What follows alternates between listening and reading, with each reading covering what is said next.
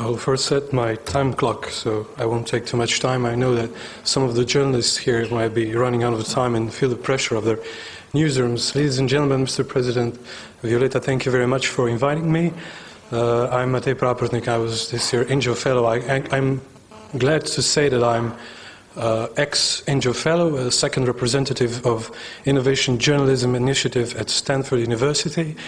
I'm glad to be here, and I'm also glad this is a good news that Slovenian Human Resources and Scholarship Fund will continue the scholarship this year, and this is also good news, so please spread the news around in your newsrooms if you're a journalist and among your friends, so Slovenia will continue to support the Stanford Innovation Program at Stanford. Actually, it's changed name now, it's Stanford Center for Innovation and Communication. So this is where we're heading, and this will be a short introduction into my experience. Dr. David Northforth, who is the director of the program at Stanford, has just recently, 2 days ago, has opened a Facebook group for all of InJo alumni, and this is a group of 60 people, so we are around 60 journalists involved in this experience, and many more to come, I hope. I would like to introduce you shortly to what I did and to the program this year. You see here the list of the media involved at the program at Stanford. You may know VentureBeat, it's a technology blog. New Scientist is a British magazine for science and innovation. It's a weekly magazine, but they also do have an office in San Francisco, and one of the fellows was hosted there. And there's KQED, which is a public broadcaster of Northern California, Bay Area, and they were my host. I will return to them later, and you will see why. San Francisco Chronicle probably needs no presentation. They are one of the most important newspapers in Bay Area.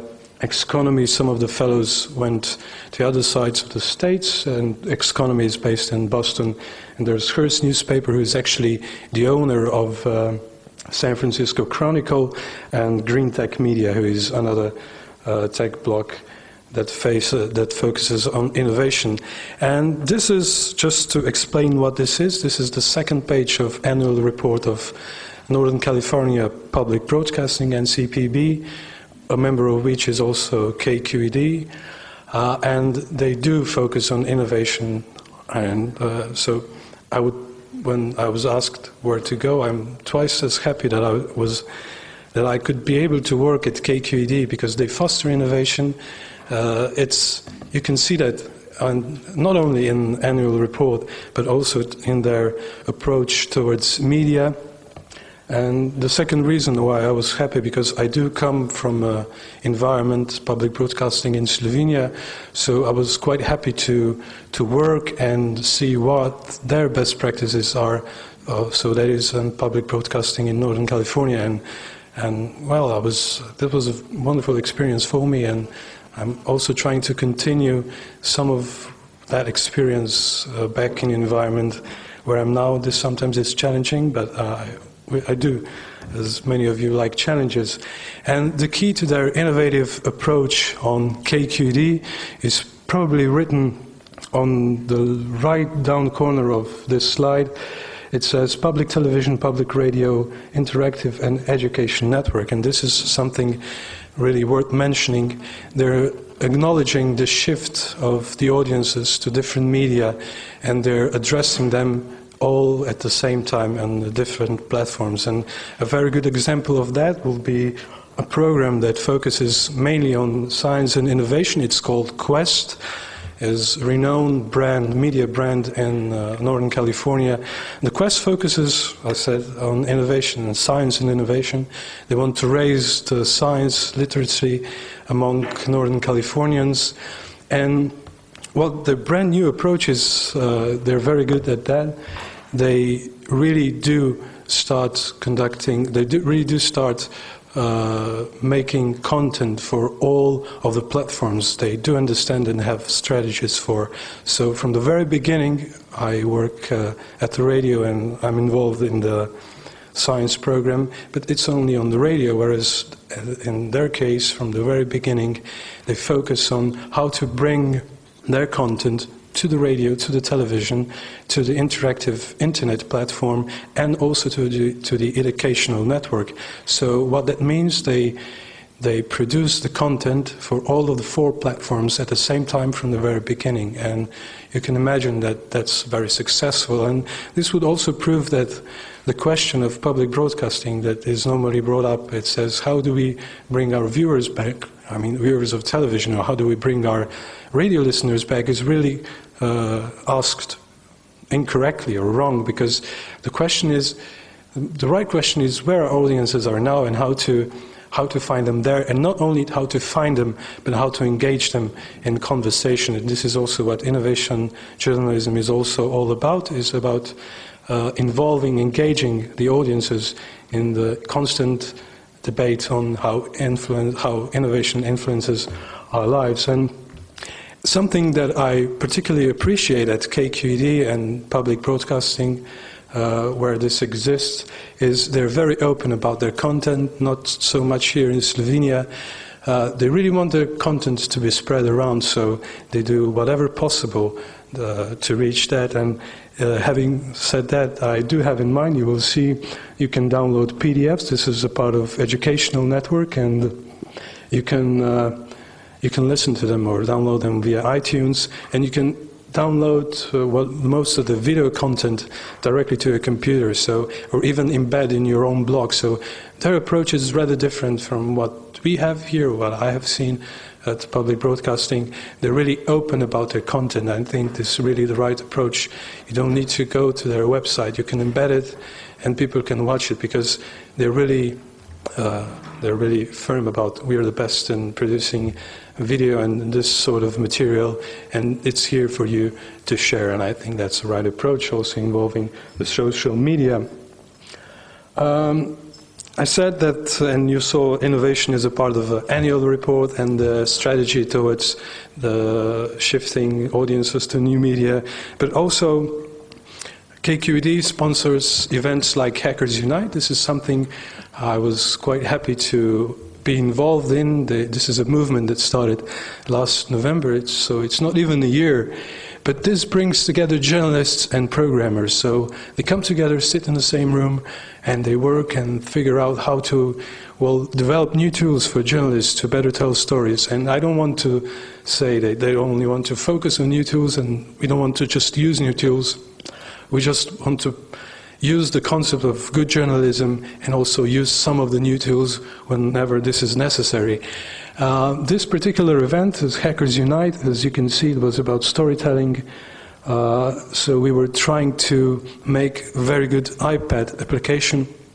You probably know iPad. It's a new media device. It's very good for consuming media, not so much perhaps for creativity, but still it brings something new. And of course we were wondering whether this might really be the new way of consuming media, and it might be, just not yet. And it's another platform we might consider, but just not start investing too much time in our efforts to it before we do have strategies on how to use them. But what was the result of this event was we had 2 days of workshopping. Us journalists who don't understand much about programming, and programmers who perhaps don't understand much about journalism. There was one aspect missing. There was end user. We didn't have that, but probably this will be sorted throughout the time. We didn't have the end user, so it's hard to really say whether what we did was okay for the users to use. But eventually, the winner of this competition was an app. It's called Who's Rapping Me. It's a simple iPad application that knows your location. Much of the iPad application are based on location-based services, and based on your location, it would work in the United States. We'll figure out who your democratic representatives are in the state, and then would feed you with the news, what they do, and you could be interactive and say whether that's okay or not. It's a try. The other app was for kids and how to bring news to kids, and kids are quite happy with iPads. But I mean, none of that is available on an app store. I think might be. I'm not familiar with that. The important thing is that the Hackers Unite is a movement that is continuing in the United States, and it's something I would like to bring also to Slovenia, or something I would like to see happening in Slovenia. Here I look at my editor-in-chief, or perhaps other journalists and people who have resources to support us in that manner, in that action. And this was also one of the assumptions that the killer app for the iPad, the killer app for the media hasn't been invented yet, and yes, this was our chance to build it. And not our last chance, I must say. One more thing, we were 11 of our journalists and hosted by American newsrooms. We all had to pitch our interests, and well, my interest was city planning and urbanism. And there is room for innovation also in Slovenia and also in this city. And this is a story that I also started about. It's wouldn't it be great if you had sensors for parking that could tell you where the free parking spots are? This is actually something that was invented by a San Francisco-based company called Streetline. I did a story for Radio Slovenia. It was also published in a Slovenian daily newspaper. However, I didn't start a debate, and this is something I like to engage my audiences in a debate. I don't know whether I'm a bad journalist, but this debate hasn't opened yet, and I'm just taking this opportunity to perhaps call your attention and explain a little bit about this. Actually, this is just a screenshot of a video that you will be able to see. Not only that, sensors are able to tell you where the free parking space is. This would work on your mobile devices, or you could eventually see this has been developed. A traffic signs that will direct you, that will tell you if you're on this street looking for parking, go this way because there's parking for you. And not only that, the second very important aspect of this innovation, it's not just technology, it's also about social innovation of how we see parking in our cities. This actually makes possible demand responsive pricing in the cities, so which will actually mean you see the red cars, this is a very congested zone, and you see the yellow cars, which probably means something. Where the red cars are parked, the price for parking is too low. So this system would increase the pricing in the red zone just to a point to make sure that every time at least 20% of the parking spaces are free. What this means, wherever in the city you will go, you will always have a free parking, but you will have to have in mind that if you want to park directly next to your destination, you will have to pay a little bit more. And you're able to decide, and I do often want to call to attention to a situation that, well, this is true, when you're driving in a city, looking for a parking spot is both very dangerous and timely. It normally would take up to 30% of your time just driving, and you're not a very good driver when you're looking for parking, not taking you're not looking after other members of the traffic. So if you have time, please watch this at home. I've created a short link for you. Well, it's not very short, but it's very memorable. It's bit.ly, please watch it home. It's just an interest. I mean, we live in a world where we try to share concepts and ideas, and I think that's an idea worth spreading. So it's bit.ly, please watch it home if you have time, and I will know whether my presentation was successful because I have the statistics of how many people of you have watched the video, and I really do believe it's a good concept, and I'd like to bring it to Ljubljana and start a debate. And you can also consider my presentation as an introduction to a panel I will now hold with 3 journalists, editors, so I will invite them and present them just now, or if you have questions.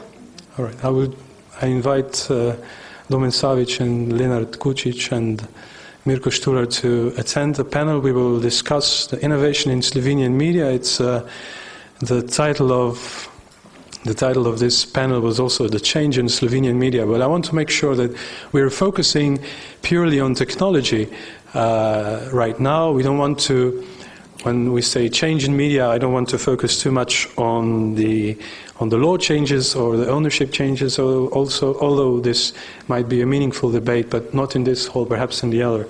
So let us all focus on innovation